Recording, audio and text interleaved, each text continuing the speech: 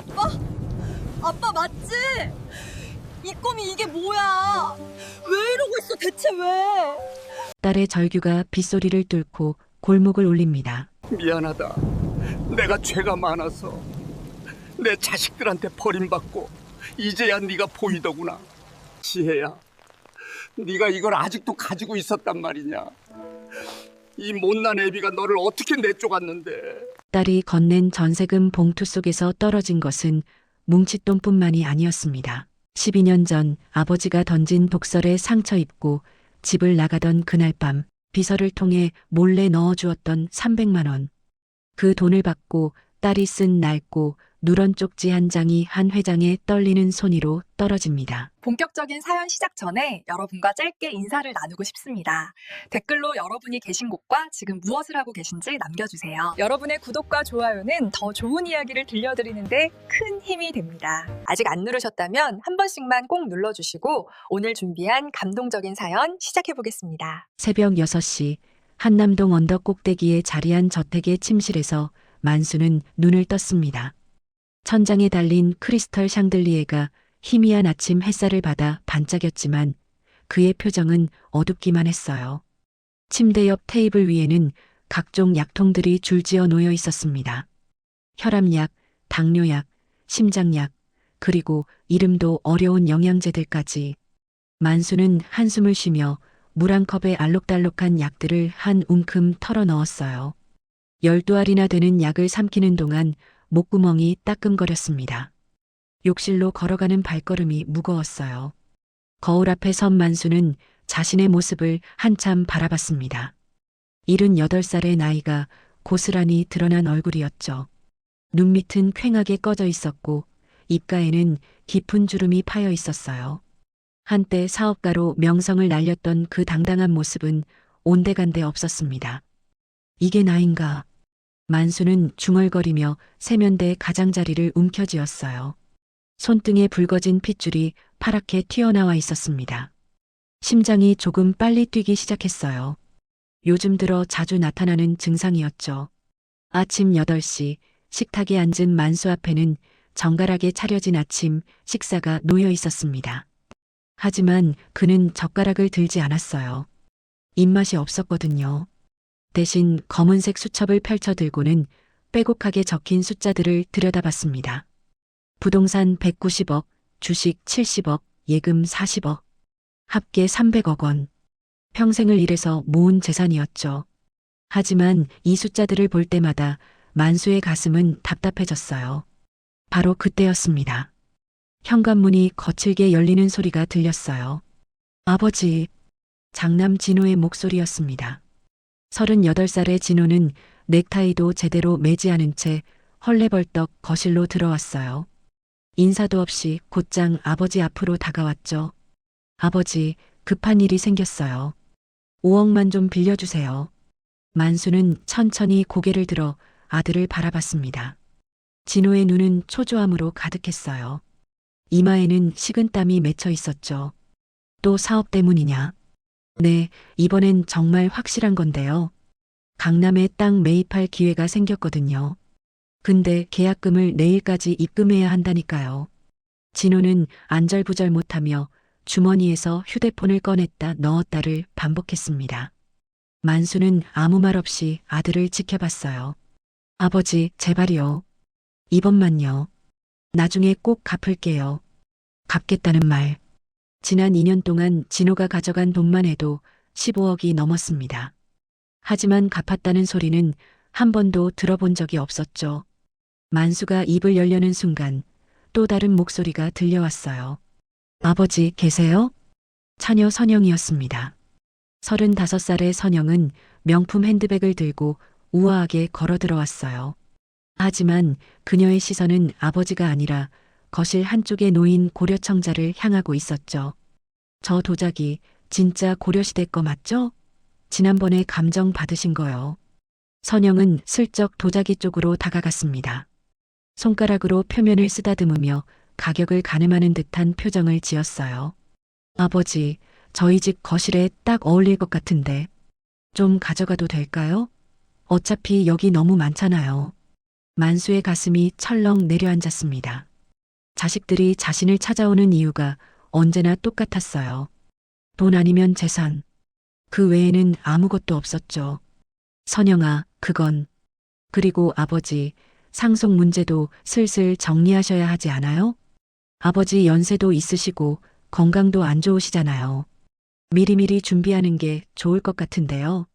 선영의 말에 진호도 귀가 번쩍 뜨이는 듯 했습니다. 맞아요, 아버지. 상속 계획 좀 말씀해 주세요. 제가 장남이니까 당연히 회사는 제가 물려받는 거죠? 두 남매의 눈빛이 날카로워졌어요. 마치 먹잇감을 노리는 짐승 같았죠. 만수는 가슴이 답답해지기 시작했습니다. 너희들 지금. 그 순간이었습니다. 만수의 왼쪽 가슴에 날카로운 통증이 밀려왔어요. 숨이 막히는 것 같았죠. 그는 비틀거리며 소파 팔걸이를 붙잡았습니다. 얼굴이 하얗게 질렸어요. 식은땀이 등줄기를 타고 흘러내렸죠. 아버지. 진호와 선영이 동시에 소리쳤습니다. 하지만 그들이 달려간 곳은 쓰러지는 아버지가 아니었어요. 진호는 서재 쪽으로, 선영은 안방 쪽으로 몸을 돌렸죠. 금고 비밀번호 어디 적어두셨어요? 통장이랑 도장은 어디 있어요? 만수는 흐려지는 의식 속에서 그 모습을 똑똑히 봤습니다. 자식들의 관심은 오로지 재산뿐이었어요. 아버지의 생명보다 금고 열쇠가 먼저였죠. 간신히 정신을 차린 만수는 약통을 더듬어 심장약을 꺼내 입에 넣었습니다. 혀 밑에 약을 녹이자 서서히 통증이 가라앉기 시작했어요. 괜찮으시면 5억 이체 좀 해주세요. 진호가 다가와 통장을 내밀었습니다. 선영도 도자기를 품에 안고 서 있었어요. 두 사람의 얼굴에는 걱정 같은 건 없었습니다. 그저 조급함만 가득했죠. 만수는 떨리는 손으로 두 자식을 가리켰어요. 나가라. 네, 나가라고 했다. 당장. 목소리가 갈라졌습니다. 진호와 선영은 어리둥절한 표정으로 서로를 쳐다봤어요. 아버지, 왜 그러세요? 5억만 주시면 바로 갈게요. 만수는 더 이상 참을 수가 없었습니다. 있는 힘을 다해 소리쳤어요. 썩 꺼지지 못해. 현관문이 쾅 하고 닫혔습니다. 거실에 다시 정적이 찾아왔어요. 만수는 소파에 깊숙이 몸을 묻었습니다. 가슴이 무너지는 것 같았어요. 내가 뭘 잘못한 걸까? 만수는 천장을 바라보며 중얼거렸습니다. 평생을 일만 하며 살았어요. 자식들에게 부족함 없이 해주려고 악착같이 돈을 벌었죠. 최고의 교육을 시켰고 원하는 건 다 사줬어요. 그런데 언제부터였을까요?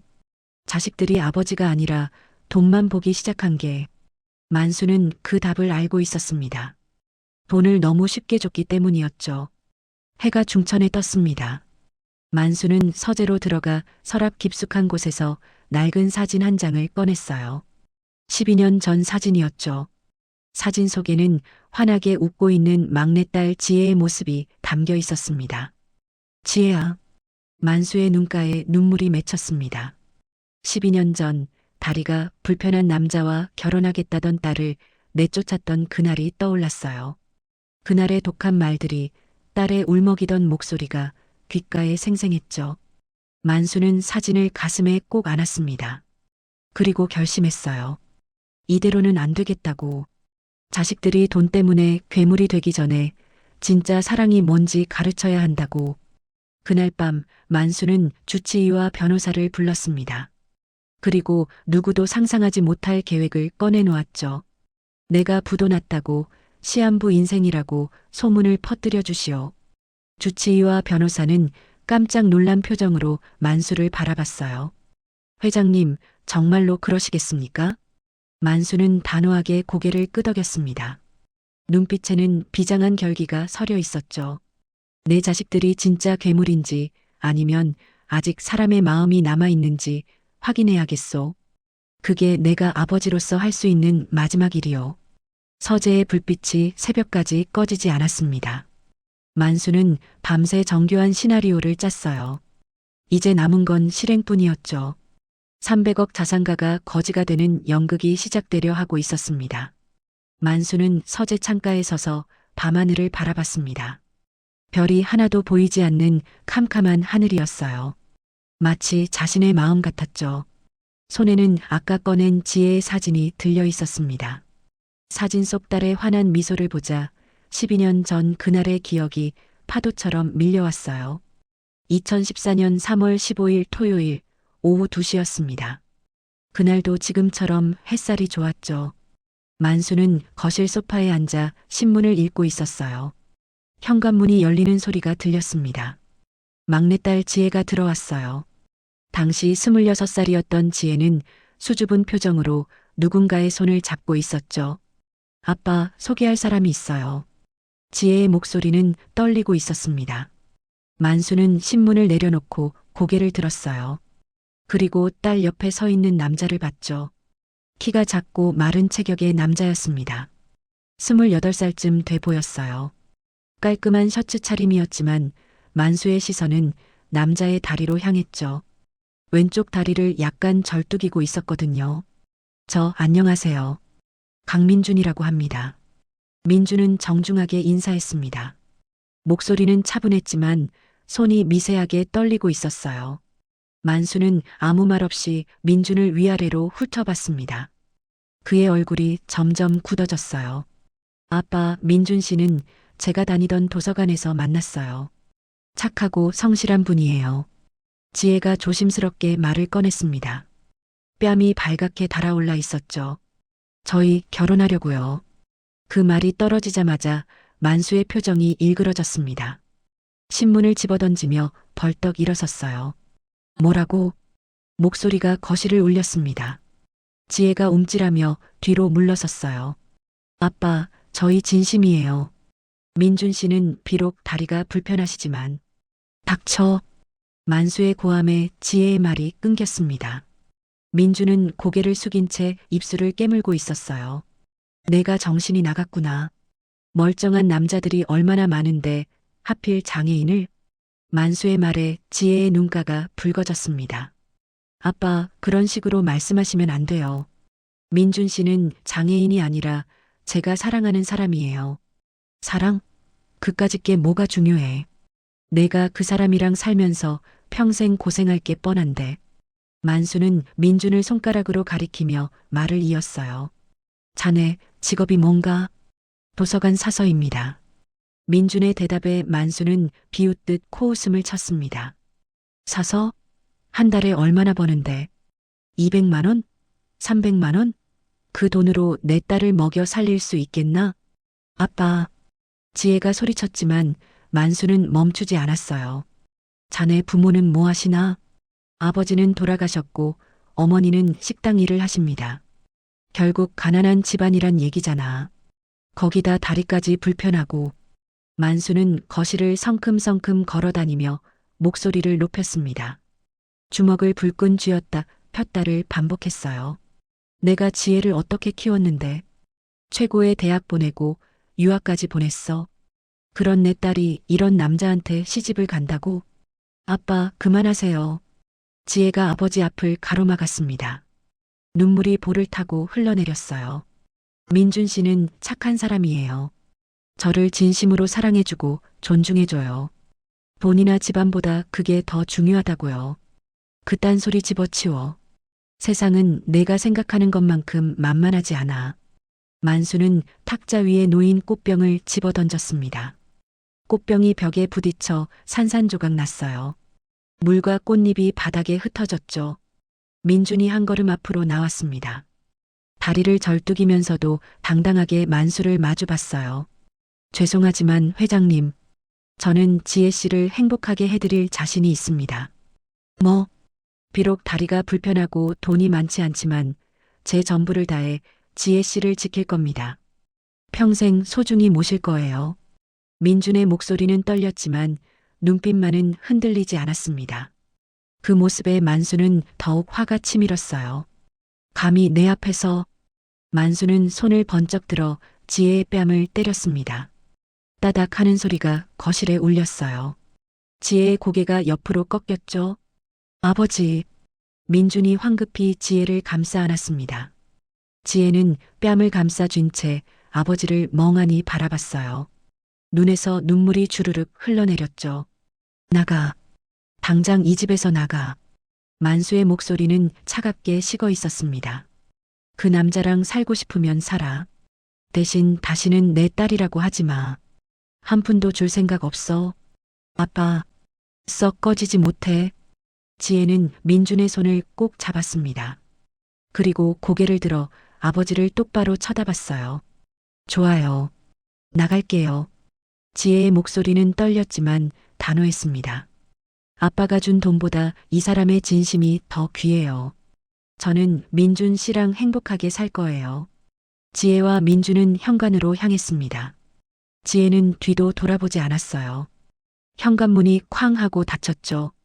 만수는 그 자리에 우뚝 서서 문만 바라봤습니다. 주먹을 불끈 쥔 채 거친 숨을 몰아쉬었어요. 가슴이 터질 것 같았죠. 1시간쯤 지났을까요? 만수는 소파에 털썩 주저앉았습니다. 온몸에서 힘이 빠져나가는 것 같았어요. 문득 죄책감이 밀려왔습니다. 너무 심하게 한 게 아닐까? 하지만 곧 고개를 저었어요. 딸을 위한 일이었다고, 나중에 고마워할 거라고 스스로를 설득했죠. 그런데 만수는 몰랐습니다. 그날 밤 자신이 비서를 시켜 지혜의 가방에 300만 원을 몰래 넣어줬다는 사실을요. 화는 났지만 딸이 걱정됐거든요. 그 돈이 12년 후 어떤 의미를 갖게 될지 만수는 상상조차 하지 못했죠. 12년이 흐른 지금 서재에 홀로 서 있는 만수의 뺨에 눈물이 흘러내렸습니다. 지혜야, 아빠가 잘못했다. 중얼거린 말이 텅 빈 서재에 울려 퍼졌어요. 하지만 대답하는 이는 아무도 없었죠. 만수는 사진을 가슴에 꼭 안았습니다. 그리고 창밖을 바라봤어요. 여전히 별 하나 없는 밤하늘이었지만 이제는 달랐습니다. 자신이 저질러야 할 일이 무엇인지 분명해졌거든요. 자식들이 진짜 사랑이 무엇인지 깨닫게 해야 한다고. 그러기 위해서는 먼저 자신이 바닥으로 떨어져야 한다고. 만수는 결심을 굳혔습니다. 새벽 4시 만수는 낡은 여행 가방을 열었어요. 그 안에는 이미 준비해둔 낡은 옷과 신발이 들어 있었죠. 이제 모든 준비가 끝났습니다. 연극이 시작될 시간이었어요. 일주일이 흘렀습니다. 만수의 계획은 정교하게 진행되고 있었어요. 주치의는 병원 관계자들에게 한 회장이 시한부 선고를 받았다는 소문을 흘렸죠. 변호사는 금융권 지인들에게 회사가 부도 직전이라는 이야기를 퍼뜨렸어요. 소문은 생각보다 빠르게 퍼져나갔습니다. 이틀 만에 진호와 선영의 귀에도 들어갔죠. 2026년 1월 20일 월요일 오전 10시 만수는 거울 앞에 섰습니다. 손에는 남대문 시장에서 산 낡은 회색 잠바가 들려 있었어요. 3만 원짜리였죠. 옷장 한쪽 구석에서 오래된 운동화를 꺼냈습니다. 한때 등산 다닐 때 신던 신발이었는데 이제는 밑창이 닳아 구멍이 뚫려 있었어요. 만수는 천천히 옷을 갈아입었습니다. 고급 양복을 벗고 낡은 잠바를 걸쳤어요. 거울 속 자신의 모습이 낯설었죠. 마치 다른 사람 같았습니다. 그리고 며칠간 기른 수염을 그대로 두기로 했죠. 머리도 일부러 헝클어뜨렸습니다. 이제 됐군. 만수는 중얼거리며 작은 가방 하나만 들고 집을 나섰어요. 현관문을 닫는 순간 가슴이 두근거렸습니다. 두려움보다는 기대감이었죠. 첫 번째 목적지는 장남 진호의 집이었습니다. 강남구 대치동에 있는 45평짜리 아파트였어요. 시세로 25억은 하는 집이었죠. 물론 그 집도 만수가 사준 거였습니다. 오전 11시 만수는 진호네 아파트 앞에 섰습니다. 경비실을 지나 엘리베이터를 탔어요. 15층 버튼을 눌렀죠. 초인종을 눌렀습니다. 띵동 소리가 울렸어요. 안에서 발자국 소리가 들렸습니다. 문이 열렸어요.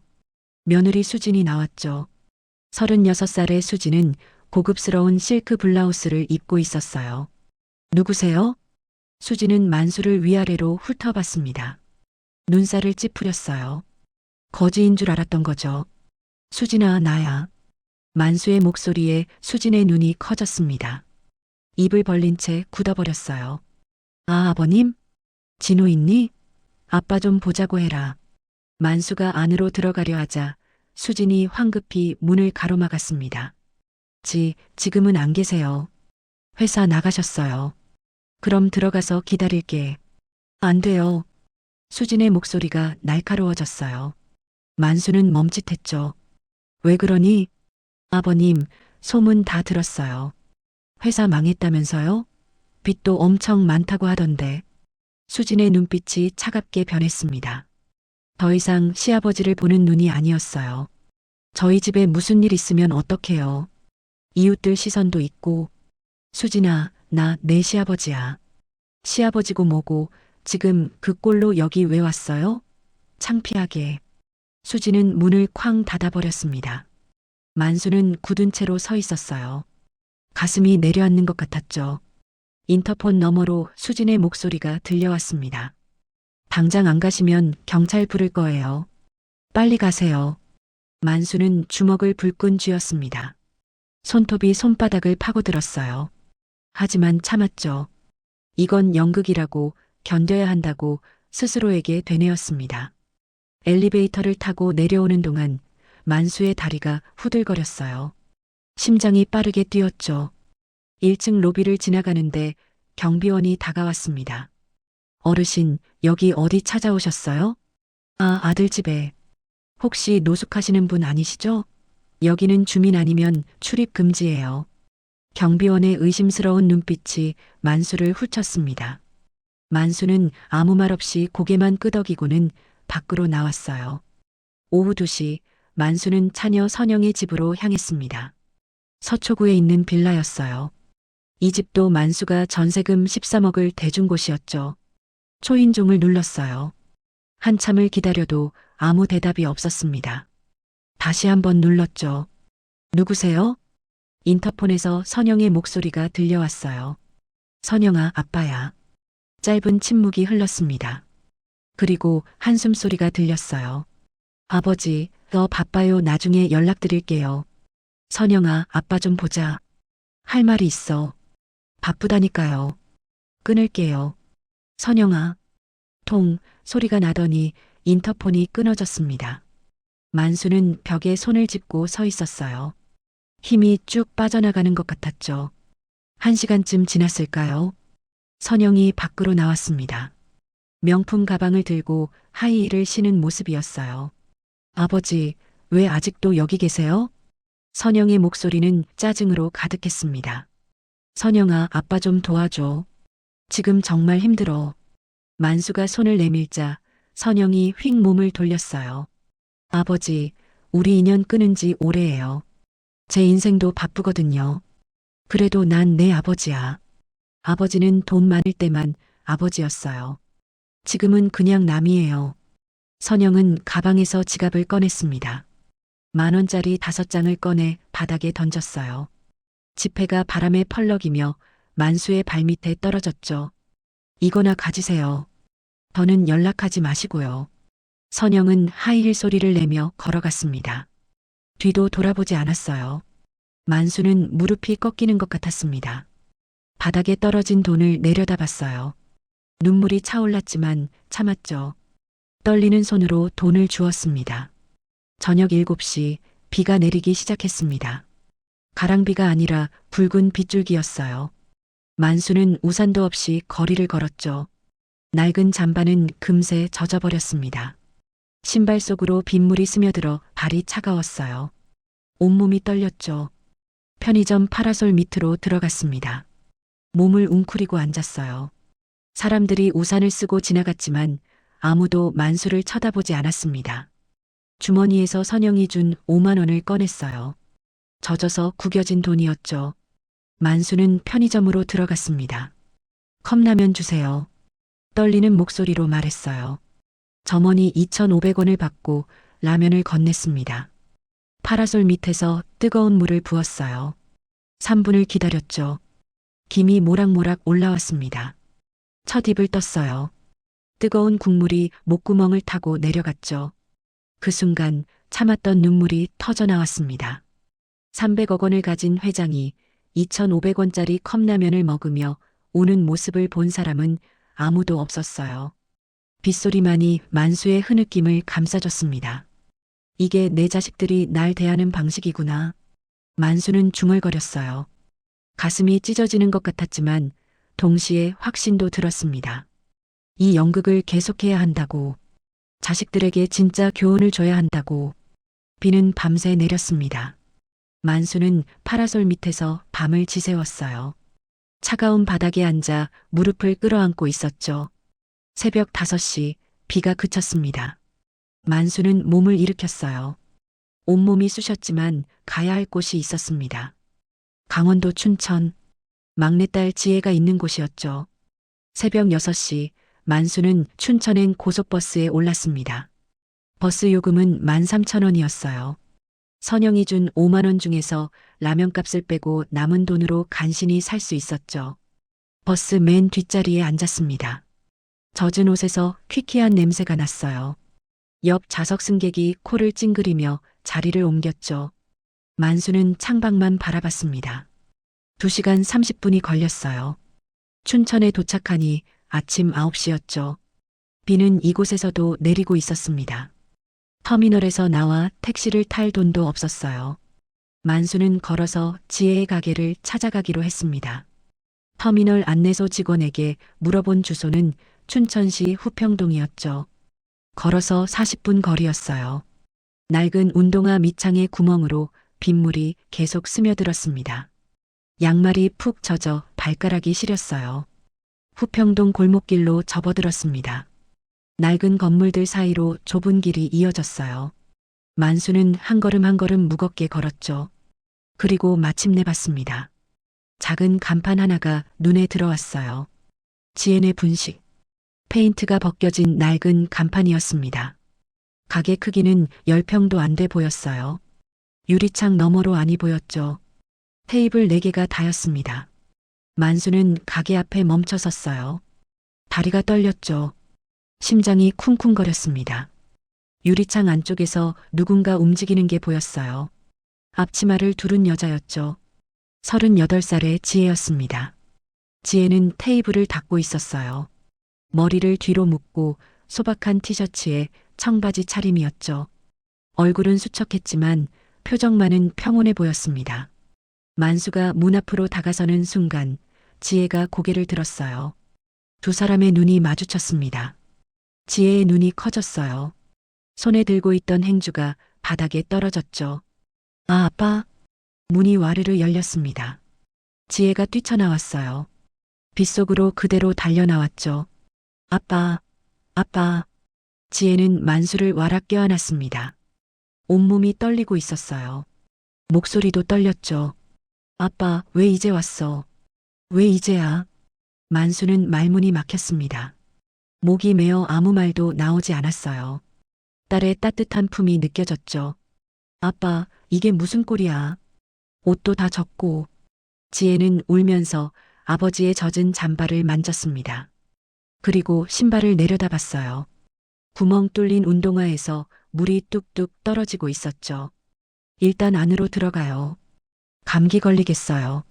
지혜는 아버지의 손을 꼭 잡고 가게 안으로 끌어당겼습니다. 만수는 비틀거리며 따라 들어갔어요. 여보, 수건 좀 가져와요. 지혜가 안쪽을 향해 소리쳤습니다. 잠시 후 휠체어를 탄 남자가 나타났어요. 민준이었죠. 12년이 흘렀지만 민준의 모습은 크게 변하지 않았습니다. 다만 얼굴에 주름이 조금 더 생겼고 머리에 흰머리가 섞여 있었어요. 장인어른. 민준은 놀란 표정으로 만수를 바라봤습니다. 그리고 황급히 수건을 건넸어요. 지혜는 무릎을 꿇고 앉아 아버지의 신발을 벗겼습니다. 양말까지 벗기고는 수건으로 발을 정성스럽게 닦아줬어요. 아빠, 발이 얼음장이야. 어떡해. 지혜의 눈에서 눈물이 뚝뚝 떨어졌습니다.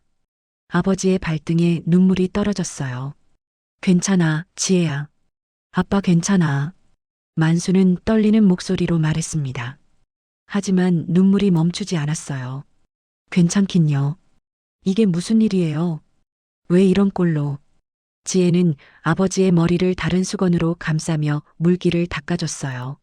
마치 어린아이를 돌보듯 조심스럽고 다정했죠. 민준이 휠체어를 천천히 움직여 주방으로 들어갔습니다.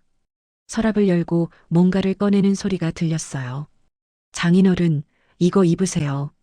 민준이 깨끗한 남자 트레이닝복을 건넸습니다. 만수는 멍하니 그 옷을 받아들었어요. 우리 집 옷이지만 괜찮으시죠? 일단 갈아입으세요. 지혜가 안쪽 방으로 아버지를 데려갔습니다. 작은 방이었어요. 침대 하나와 옷장 하나가 전부였죠. 여기서 갈아입으세요. 전 밖에 있을게요. 지혜가 나가고 만수는 천천히 옷을 갈아입었습니다. 젖은 옷을 벗으니 온몸에서 한기가 올라왔어요. 따뜻한 트레이닝복을 입자 조금 나아졌죠. 벽을 둘러봤습니다. 낡은 벽지가 군데군데 떨어져 있었어요. 한쪽 벽에는 작은 액자가 걸려 있었죠. 지혜와 민준이 웃고 있는 사진이었습니다. 그 옆에 투명한 저금통이 하나 붙어 있었어요. 포스트잇에 가족여행 저축이라고 적혀 있었죠. 안을 들여다보니 동전과 10,000원짜리 몇 장이 보였습니다. 만수의 가슴이 무너지는 것 같았어요. 딸이 이렇게 어렵게 살고 있었다니. 방문이 열렸습니다. 지혜가 미소를 지으며 들어왔어요. 아빠 식사하셨어요? 만수는 고개를 저었습니다. 그럼 밥 먹어요. 제가 만들어 드릴게요. 아니야, 괜찮아. 아빠, 거절하지 마세요. 제발. 지혜의 눈빛이 간절했습니다. 만수는 더 이상 거절할 수가 없었어요. 거실 겸 식탁으로 나왔습니다. 작은 테이블 위에 김이 모락모락 나는 그릇이 놓여 있었어요. 만두찌개였습니다. 하얀 만두가 가득 들어있고 고춧가루로 빨갛게 끓인 국물이었죠. 파와 버섯도 보였어요. 민준 씨가 아빠 위해서 특별히 만든 거예요. 우리 가게에서 제일 비싼 재료로 끓였어요. 지혜가 숟가락을 건넸습니다. 만수는 떨리는 손으로 숟가락을 받았어요. 한 숟가락 떴습니다. 뜨거운 국물이 입안으로 들어왔어요. 얼큰하면서도 깊은 맛이 느껴졌죠. 만두를 한 입 베어 물었습니다. 속에서 육즙이 흘러나왔어요. 고기와 야채가 꽉 차 있었죠. 맛있어요? 지혜가 물었습니다. 눈망울이 반짝였어요. 만수는 고개를 끄덕였습니다. 하지만 눈물이 흘러나왔어요. 숟가락을 든 손이 떨렸죠. 왜 그래요, 아빠? 맛이 없어요? 아니야. 너무 맛있어서 그래. 만수는 계속 숟가락을 뜨며 눈물을 흘렸습니다. 짠맛과 단맛이 뒤섞인 이상한 맛이었어요. 아니, 이게 바로 사랑의 맛이었죠. 민준이 휠체어를 타고 다가왔습니다. 장인어른, 천천히 드세요. 더 필요하시면 말씀하세요. 고맙네, 민준. 만수는 사위를 바라봤습니다. 12년 전 그를 내쫓았던 자신이 부끄러웠어요. 지혜가 아버지 옆에 앉아 수건으로 눈물을 닦아줬습니다. 아빠, 무슨 일 있었어요? 왜 이렇게 된 거예요? 만수는 잠시 망설였습니다. 그리고 준비한 대로 말을 꺼냈어요. 회사가 망했어. 빚도 많고 형들한테 가봤는데 다들 날 외면하더구나. 지혜의 얼굴이 굳었습니다. 민준도 심각한 표정이 됐어요. 얼마나 힘드셨어요? 지혜는 아버지의 손을 꼭 잡았습니다. 거친 손을 두 손으로 감싸쥐었어요. 아빠, 여기 있어요. 우리랑 같이 살아요. 안 돼. 너희도 힘들잖니. 아빠가 더 힘드시잖아요. 우린 괜찮아요. 지혜의 눈에 다시 눈물이 고였습니다. 하지만 이번엔 웃고 있었어요. 아빠가 혼자 있게 놔둘 수 없어요. 만수는 딸의 손을 꼭 쥐었습니다. 따뜻했어요. 진짜 사랑이 느껴졌죠. 창밖에는 여전히 비가 내리고 있었습니다. 하지만 이 작은 분식집 안은 따뜻했어요. 만수는 평생 이런 따뜻함을 느껴본 적이 없었죠. 그날 밤 만수는 지혜네 작은 방 한쪽에 이불을 깔고 누웠습니다. 딸이 깔아준 이불이었어요. 천장을 바라보며 생각했습니다. 이게 진짜 가족이구나. 돈이 아니라 마음으로 이어진 관계구나. 밖에서 지혜와 민준이 속삭이는 소리가 들렸어요. 여보, 아버님, 어떻게든 도와드려야 해요. 그래야지. 우리가 할 수 있는 건 다 해야지. 만수는 눈을 감았습니다. 눈물이 베개를 적셨어요. 하지만 이번 눈물은 달랐습니다. 슬픔이 아니라 감동의 눈물이었죠. 사흘이 지났습니다. 만수는 지혜네 분식집에서 지내고 있었어요. 낮에는 주방 설거지를 도왔고 저녁에는 테이블을 닦았죠. 작은 일이라도 하고 싶었거든요. 1월 23일 목요일 오후 3시 분식집은 한산했습니다. 손님이 한 명도 없었어요. 지혜는 김밥을 썰고 있었고 민주는 장부를 정리하고 있었죠. 만수는 바닥 청소를 하다가 창밖을 내다봤습니다. 검은색 승용차 한 대가 가게 앞에 멈춰 섰어요. 차에서 건장한 남자 셋이 내렸죠. 모두 검은색 정장을 입고 있었습니다. 선글라스를 낀 모습이 심상치 않았어요. 가운데 남자는 덩치가 컸죠. 키가 190cm는 돼 보였습니다. 남자들이 가게 문을 벌컥 열고 들어왔어요. 종소리가 요란하게 울렸죠. 한만수, 여기 있나? 덩치 큰 남자가 굵은 목소리로 말했습니다. 지혜가 깜짝 놀라 고개를 들었어요. 누구세요? 우리 돈 받으러 왔지. 남자는 비죽 웃으며 주변을 둘러봤습니다. 그리고 테이블 하나를 발로 쾅 찼어요. 테이블이 흔들렸죠. 한만수 영감 나와. 빚 1억 갚을 거야 말 거야? 만수는 빗자루를 쥔 채 굳어버렸습니다. 가슴이 쿵쾅거렸어요. 이건 자신이 고용한 가짜 사채업자들이었죠. 하지만 너무 실감나게 연기하는 바람에 무서웠습니다. 잠깐만요. 뭐 하시는 분들이에요? 지혜가 앞으로 나섰습니다. 얼굴이 창백해졌어요. 우리는 대부업자야. 저 영감이 우리한테 1억을 빌려갔는데 석 달째 이자도 안 갚고 있어. 그게 무슨... 시끄러. 남자가 소리를 지르며 테이블을 다시 찼습니다. 이번에는 위에 놓인 냅킨통이 바닥에 떨어졌어요.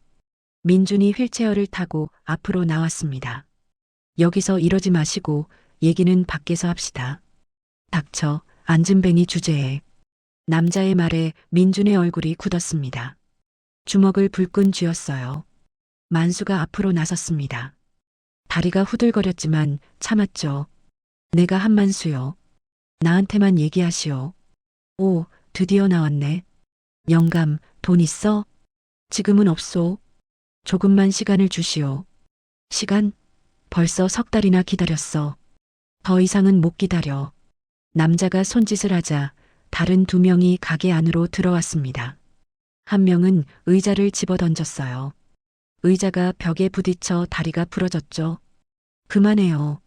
지혜가 소리쳤습니다. 목소리가 떨렸어요. 그만하라고? 그럼 돈 내놔. 1억에 석 달치 이자 3천만 원, 합쳐서 1억 3천만 원. 1억 3천만 원이요? 지혜의 얼굴에서 핏기가 싹 가셨습니다. 입술이 파르르 떨렸어요. 못 갚겠으면 이 가게라도 넘겨. 아니면 너라도 데려갈까? 남자가 지혜의 턱을 손으로 쥐려 했습니다. 그 순간 만수가 남자의 팔을 쳤어요. 내 딸한테 손대지 마. 이 늙은이가... 남자가 만수의 가슴을 밀쳤습니다. 만수는 뒤로 휘청거리다 바닥에 쓰러졌어요. 엉덩이를 세게 찧었죠. 아빠. 지혜가 달려가 아버지를 부축했습니다. 그리고 남자들을 향해 돌아섰어요. 제가 갚을게요. 뭐? 1억 3천만 원 제가 갚을 테니까 우리 아빠는 건드리지 마세요. 지혜의 목소리는 떨렸지만 단호했습니다. 눈에는 눈물이 가득 고여 있었어요. 지혜야, 안 돼. 만수가 딸의 팔을 잡았습니다. 괜찮아요, 아빠. 제가 어떻게든 할게요. 지혜는 무릎을 꿇었습니다. 바닥에 머리를 조아리며 남자들을 올려다봤어요. 제발이요. 시간만 주세요. 1년만 주시면 무조건 갚을게요. 장기라도 팔아서 갚을 테니까 제발 우리 아빠는 건드리지 말아주세요. 지혜의 이마가 차가운 바닥에 닿았습니다. 어깨가 떨렸어요. 만수는 딸의 모습을 보며 눈물이 쏟아졌습니다. 가슴이 찢어지는 것 같았어요. 이건 연극이었지만 딸의 눈물은 진짜였죠. 민준도 휠체어에서 내려왔습니다. 바닥에 무릎을 대고 기어서 남자들에게 다가갔어요. 저도 빕니다. 제발 시간만 주십시오. 무슨 일이든 할 테니 장인어른만은 해치지 말아 주십시오. 민준의 다리가 바닥에 끌렸습니다. 무릎이 마루에 쓸리며 빨개졌어요. 하지만 멈추지 않았죠. 민준이 남자들의 바지가랑이를 붙잡았습니다. 제발입니다. 제발이요. 남자들은 서로를 쳐다봤습니다. 그리고 혀를 찼어요. 즉, 볼 꼴 다 보겠네. 좋아, 한 달만 더 준다. 대신 한 달 안에 못 갚으면 이 가게고 뭐고 다 날아간다는 거 알아. 알겠습니다. 감사합니다. 지혜가 다시 머리를 조아렸습니다. 이마가 바닥에 쿵쿵 부딪혔어요. 남자들이 가게를 나갔습니다. 문이 쾅 닫혔죠. 검은 승용차가 출발하는 소리가 들렸어요. 지혜는 그 자리에 주저앉아 울었습니다. 온몸이 떨렸어요. 민준이 기어서 아내에게 다가가 안아줬죠. 만수는 벽에 기댄 채 그 모습을 바라봤습니다. 숨이 막혔어요. 가슴이 짓눌리는 것 같았죠. 내가 뭘 한 거지? 내가 대체... 만수는 중얼거렸습니다. 이건 자신이 계획한 연극이었어요. 자식들을 시험하려던 거였죠. 하지만 막내딸은 진짜로 자신을 위해 무릎을 꿇었습니다. 저녁 8시, 지혜는 침착하게 움직이기 시작했어요. 통장을 꺼내 잔액을 확인했죠. 4,200만 원. 지혜가 중얼거렸습니다. 12년간 모은 전세금이었어요. 여보, 이거 우리 집 마련하려고 모은 돈인데. 민준의 목소리가 떨렸습니다. 괜찮아. 아빠가 더 급해. 지혜는 단호하게 말했어요. 그리고 노트를 펼쳐 계산하기 시작했죠. 전세금 4,200만 원, 가게 영업권 팔면 3천만 원쯤, 우리 차 팔면 1,000만 원, 합쳐서 8,200만 원. 아직 5천만 원이 부족해. 지혜는 펜을 돌리며 생각했습니다. 그리고 무언가를 적었어요. 내가 밤에 편의점 알바하면 한 달에 200만 원, 민준 씨는 온라인 과외하면 100만 원, 6개월이면 부족해. 사채업자들은 한 달만 기다려준다고 했어. 민준이 말했습니다. 목소리에 절망이 섞여 있었어요. 그럼 지혜는 입술을 깨물었습니다. 그리고 마지막 줄을 적었어요. 내 신장 하나 팔면 4천만 원. 여보, 민준이 소리쳤습니다. 휠체어를 타고 아내에게 다가갔어요. 그런 소리 하지 마. 절대 안 돼. 그럼 어떡해. 아빠를 그냥 둘 수는 없잖아. 지혜의 눈에서 다시 눈물이 흘렀습니다. 만수는 방문 틈으로 그 모습을 지켜보고 있었어요. 심장이 쥐어짜이는 것 같았죠. 자신이 내쫓았던 딸이 자신을 위해 신장까지 팔려고 하고 있었습니다. 12년 동안 모은 꿈마저 포기하려 하고 있었어요.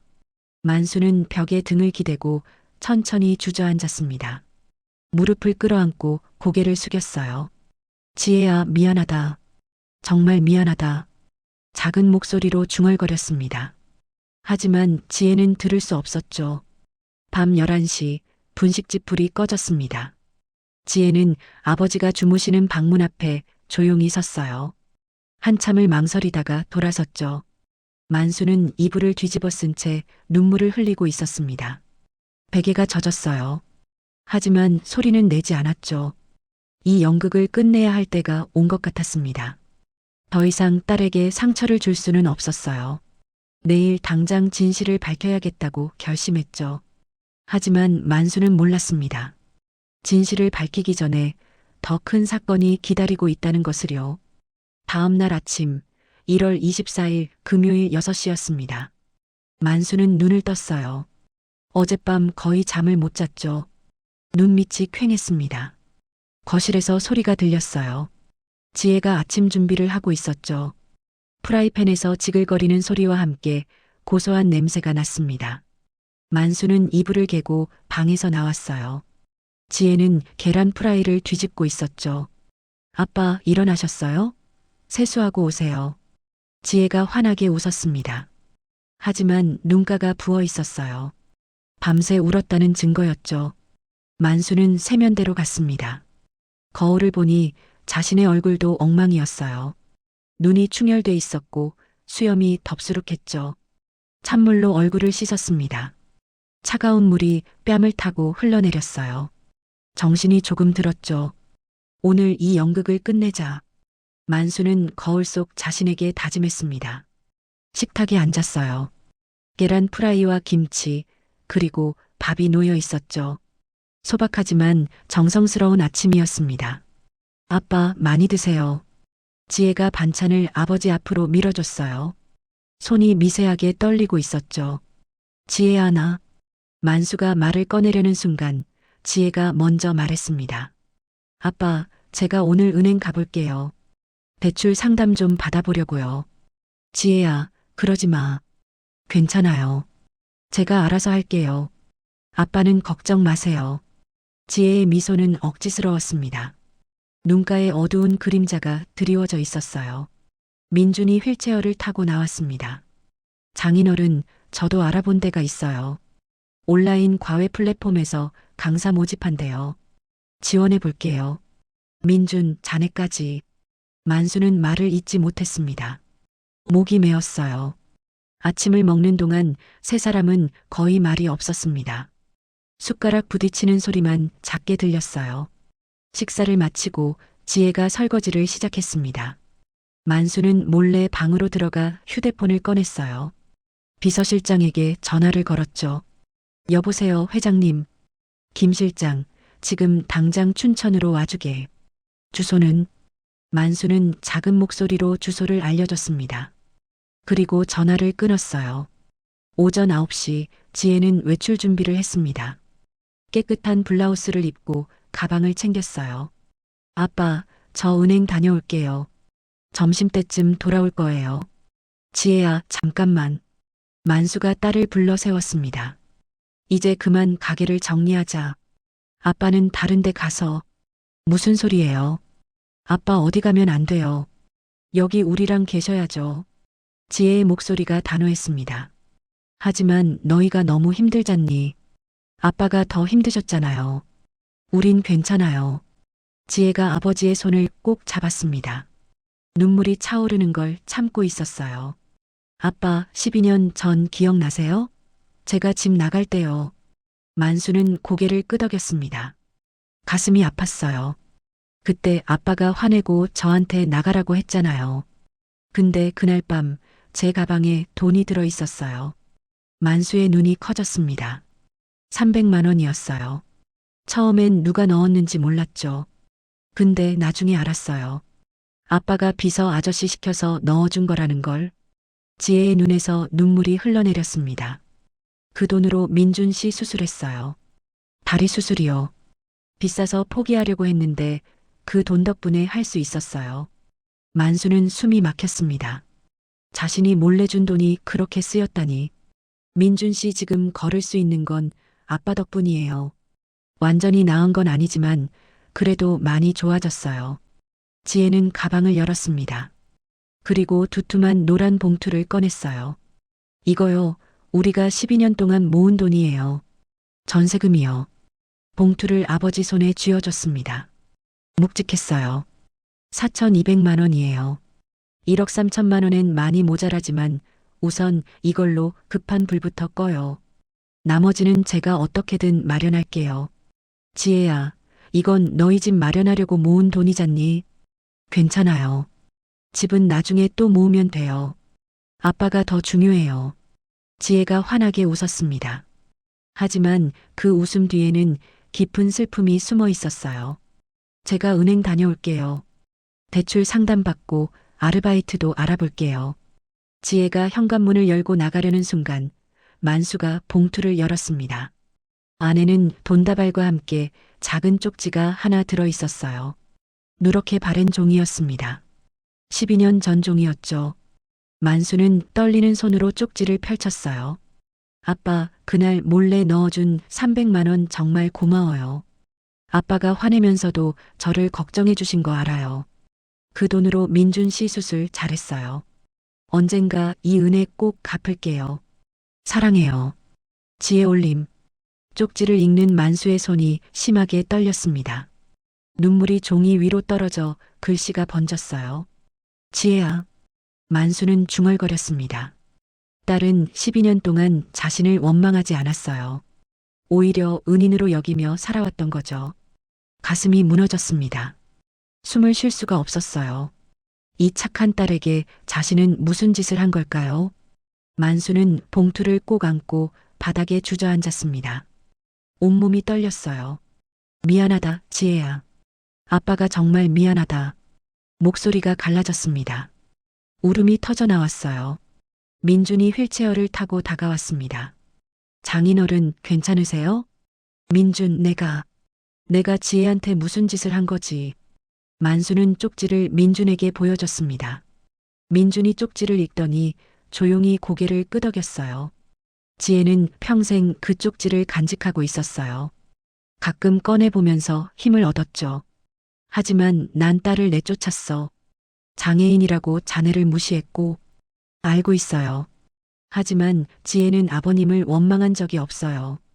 오히려 아버님이 언젠가 용서해 주실 거라고 믿었죠. 민준의 말에 만수는 더욱 가슴이 아팠습니다. 오전 10시 현관 밖에서 차 소리가 들렸어요. 검은색 세단 세대가 골목길에 들어섰죠. 비서실장 김태준이 차에서 내렸습니다. 정장을 깔끔하게 차려입은 모습이었어요. 만수는 봉투를 꼭 안고 문 밖으로 나갔습니다. 김 실장이 고개를 숙였어요. 회장님, 김 실장 고생했네. 만수의 목소리는 잠겨 있었습니다. 회장님, 여기서 이러시면 괜찮네. 이제 끝낼 거야. 이 연극을. 만수는 하늘을 올려다봤습니다. 맑은 하늘이었어요. 햇살이 따스했죠. 내 딸이 진짜 사랑이 뭔지 가르쳐줬네. 이제 내가 보답할 차례야. 만수는 봉투를 가슴에 꼭 안았습니다. 안에 든 쪽지가 느껴졌어요. 12년 동안 딸이 간직해온 사랑이 느껴졌죠. 김 실장, 장남과 차녀한테 연락하게. 오늘 오후 4시까지 여기로 오라고. 안 오면 상속에서 완전히 제외한다고 전하게. 알겠습니다, 회장님. 김 실장이 휴대폰을 꺼내 전화를 걸기 시작했습니다. 만수는 작은 분식집을 바라봤어요. 낡고 초라한 가게였지만 진짜 사랑이 있는 곳이었죠. 오늘 오후 모든 진실이 밝혀질 예정이었습니다. 그리고 진짜 가족이 누구인지 증명될 거였어요. 만수는 깊은 숨을 들이쉬었습니다. 마지막 막이 오르려 하고 있었죠.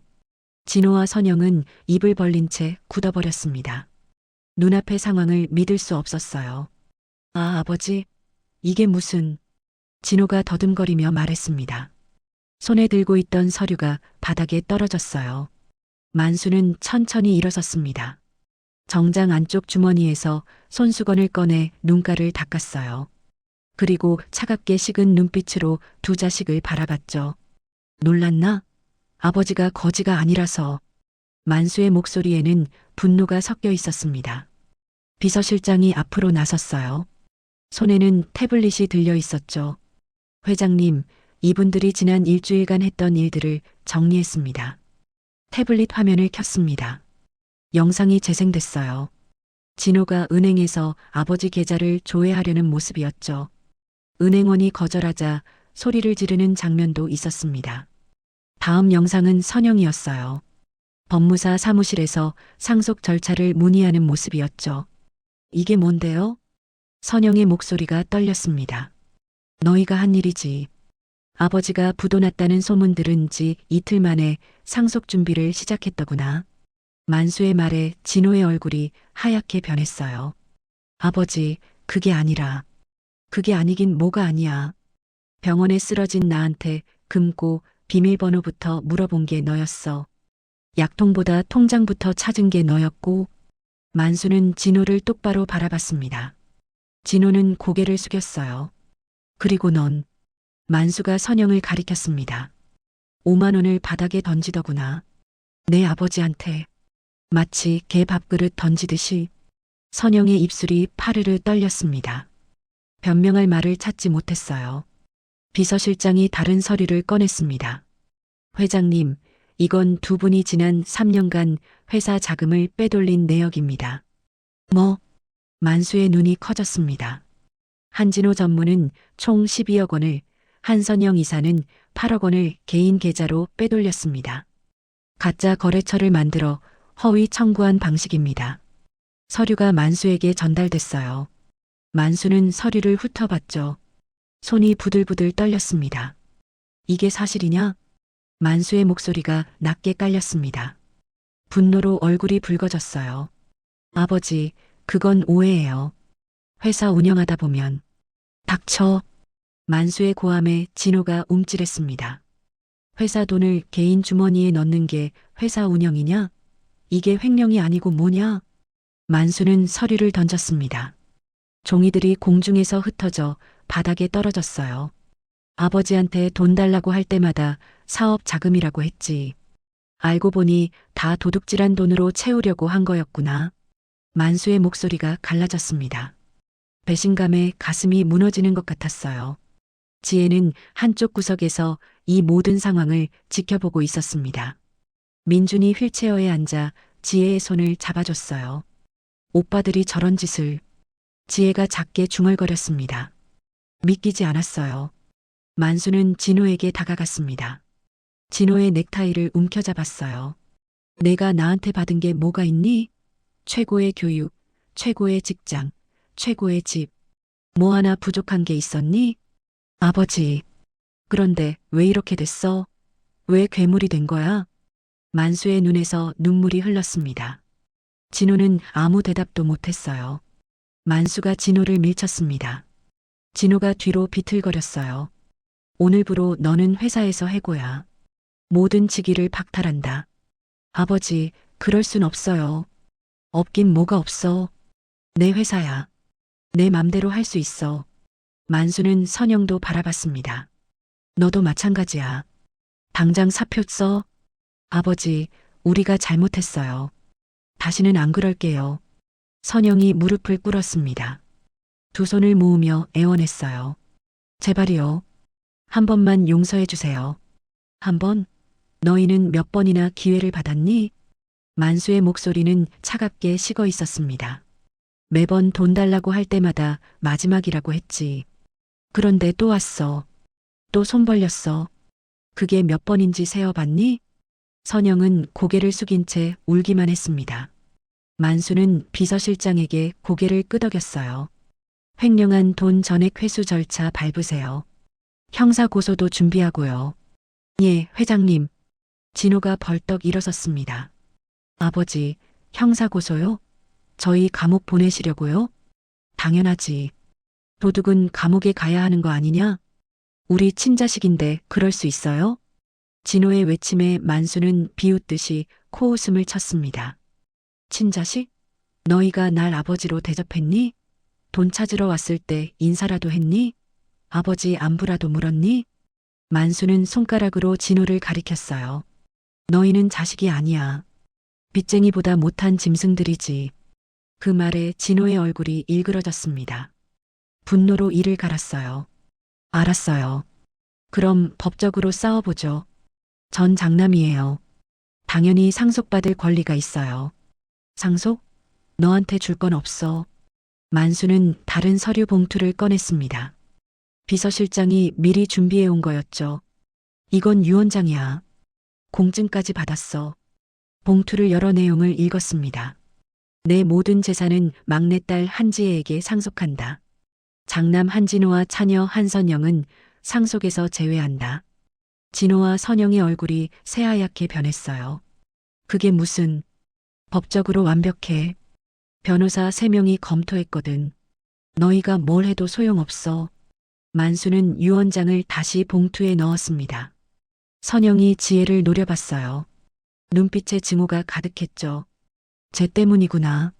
네가 아빠를 꼬신 거지? 선영이 지혜에게 달려들었습니다. 지혜의 머리채를 잡으려 했어요. 이 도둑년아.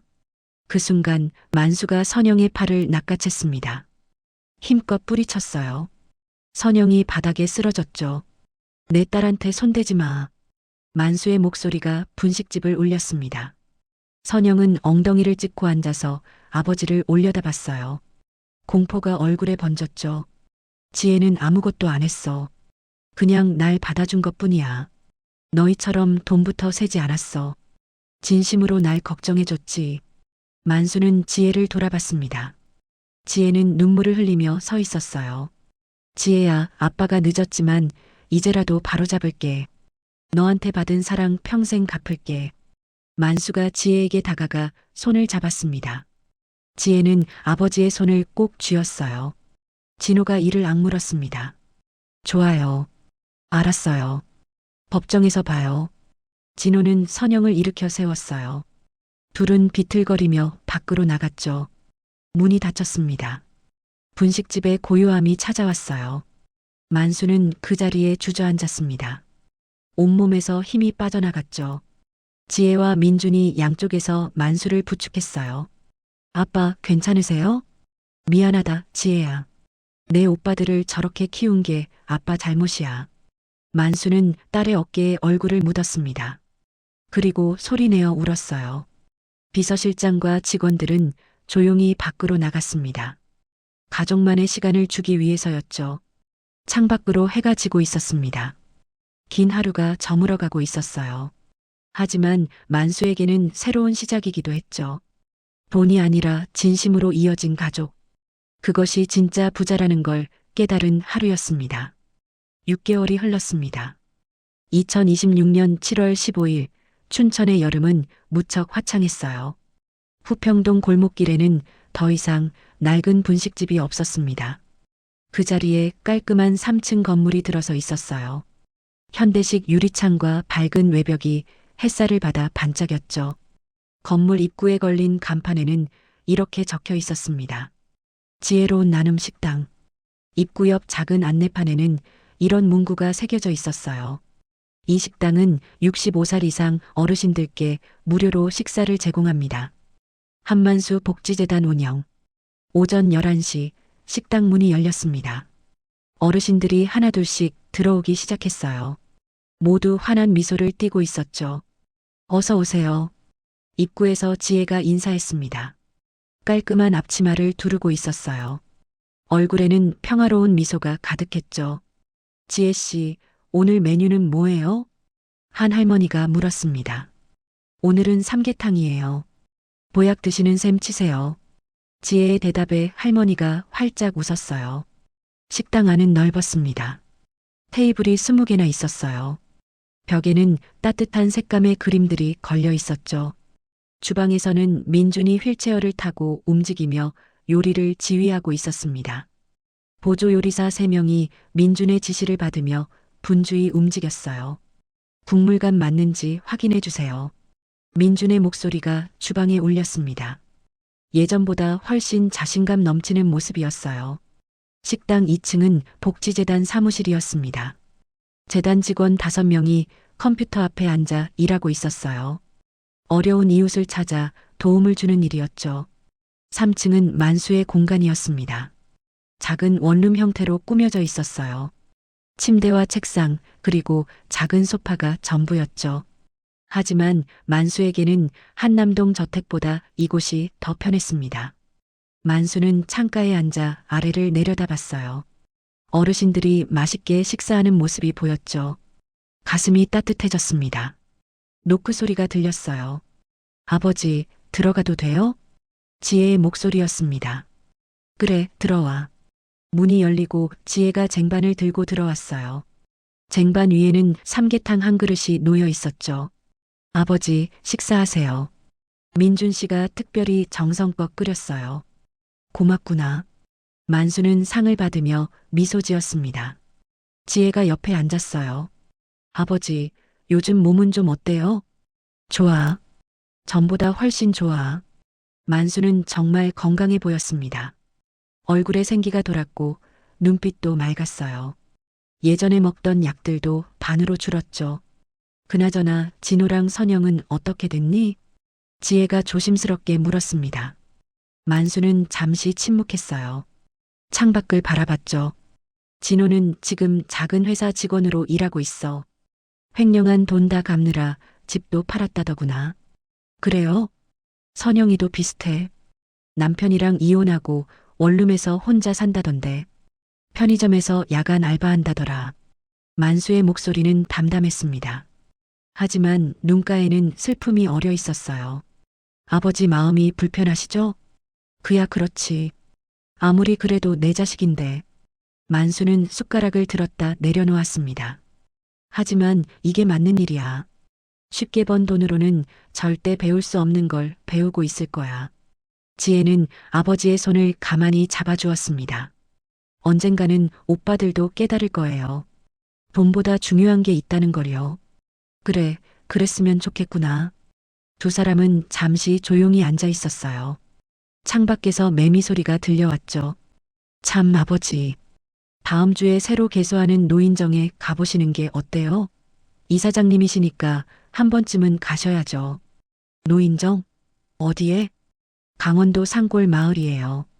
거기 어르신들이 무척 외로우시대요. 만수는 고개를 끄덕였습니다.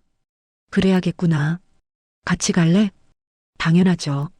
지혜가 환하게 웃었어요. 오후 2시 식사 시간이 끝났습니다.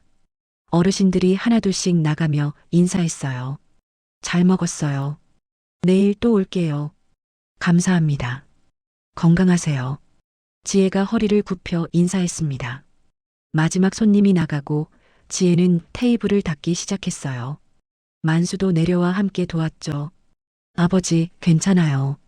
제가 할게요. 아니야. 나도 할 일이 있어야지. 만수는 행주를 들고 테이블을 정성껏 닦았습니다. 예전 같았으면 상상도 못할 일이었어요. 민준이 주방에서 나왔습니다. 장인어른, 오늘 새로 배달 온 신발 신어보셨어요? 아, 그거. 신어봤지. 만수는 발을 들어 보였어요. 깔끔한 검은색 구두였죠. 편해. 내가 골라준 거라 더 좋고. 민준이 환하게 웃었습니다. 다행이네요. 예전에 신으시던 구두는 제가 액자에 넣어뒀어요. 액자에? 네. 2층 재단 사무실에 걸었어요. 초심을 잃지 말자는 의미로요. 만수는 2층으로 올라갔습니다. 복도 벽에 작은 액자가 걸려 있었어요. 액자 안에는 낡은 운동화가 들어 있었죠. 밑창에 구멍 뚫린 그 신발이었습니다. 액자 아래 작은 명패에는 이렇게 적혀 있었어요. 우리는 한때 밑바닥을 걸었습니다. 그 경험을 잊지 않겠습니다. 한만수 복지재단. 만수는 액자를 한참 바라봤습니다. 그 일주일이 떠올랐어요.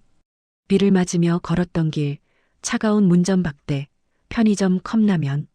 하지만 동시에 지혜의 따뜻한 만두찌개도 떠올랐죠. 고맙다, 민준아. 만수는 중얼거렸습니다. 저녁 7시 식당 간판에 불이 들어왔습니다. 지혜로운 나눔 식당이라는 글자가 밤거리를 밝혔어요. 3층 만수의 방 작은 책상 앞에 앉아 일기를 쓰고 있었습니다. 오늘도 좋은 하루였다. 어르신 42분이 다녀가셨다. 모두 맛있게 드셨다며 웃으셨다. 나는 이제 진짜 부자가 됐다. 300억이 있을 때보다 지금이 훨씬 더 부자다. 돈으로는 살 수 없는 것들을 얻었으니까. 지혜의 웃음, 민준의 진심, 어르신들의 감사. 이것들이 내 진짜 재산이다. 6개월 전 그 연극을 시작한 건 잘한 일이었다. 비록 마음은 아팠지만 덕분에 깨달았다. 돈을 먼저 물려주는 건 자식을 망치는 일이라는 걸. 진짜 유산은 돈이 아니라 마음가짐이다. 베풀 줄 아는 마음, 감사할 줄 아는 마음, 사랑할 줄 아는 마음. 이걸 물려줘야 한다. 만수는 펜을 내려놓았습니다. 창밖을 바라봤어요. 별이 빛나고 있었죠. 문이 살짝 열렸습니다. 지혜가 고개를 들이밀었어요. 아버지, 주무시기 전에 차 한잔 하실래요? 그래, 좋지. 만수는 일어나 딸을 따라 나갔습니다. 두 사람은 옥상으로 올라갔어요. 옥상에는 작은 의자 2개가 놓여 있었습니다. 만수와 지혜는 나란히 앉아 따뜻한 차를 마셨어요. 아빠, 행복해요? 지혜가 물었습니다. 그래. 평생 중에 지금이 제일 행복해. 만수는 진심으로 대답했어요. 나도요. 지혜가 아버지 어깨에 머리를 기댔습니다. 만수는 딸의 머리를 쓰다듬었어요. 밤하늘에 별이 쏟아지고 있었습니다. 만수는 별을 세며 생각했죠. 이제 진짜 인생이 시작됐다고. 돈이 아니라 사랑으로 채워지는 인생이. 그렇게 만수의 새로운 날들은 계속 이어졌습니다. 낡은 구두 대신 새 구두를 신고 화려한 저택 대신 작은 방에서, 하지만 그 어느 때보다 풍요롭게. 오늘도 함께 해주셔서 감사합니다. 구독과 좋아요, 그리고 여러분의 감상을 남겨주시면 더 많은 이야기로 찾아오겠습니다.